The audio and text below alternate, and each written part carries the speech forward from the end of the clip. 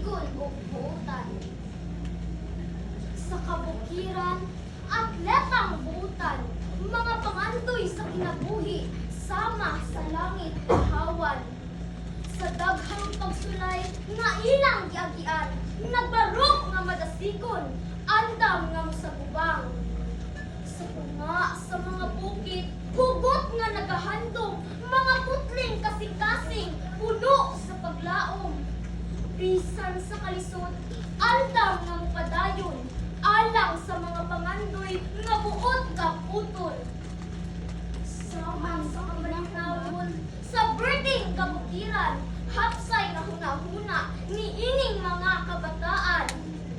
Sa matag duwa, ginabuhat kayot ang tanan, kinasing-kasing ang mataglihog ni ining mga atletang buutan. Madasigon ang ilang mga tiin, nagdagan sa kahayag, sa dalan nga puno sa mga hagit o kasakit. Pagsalig sa Ginoo o sa kaugalingon mao'y labing himpit, mga atleta sa kabukiran nga puno sa gugma o kasanag.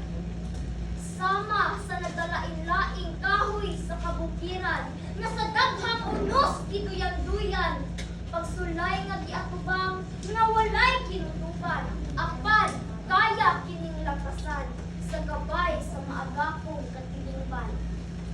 Sa mga dagkong hagit, nga ilang giatubang, sa eskwelahan man o sa katilingban, mga pangandoy, dili gayong ilang taligdan, mao kini ang tatak sa atleta sa kabukiran.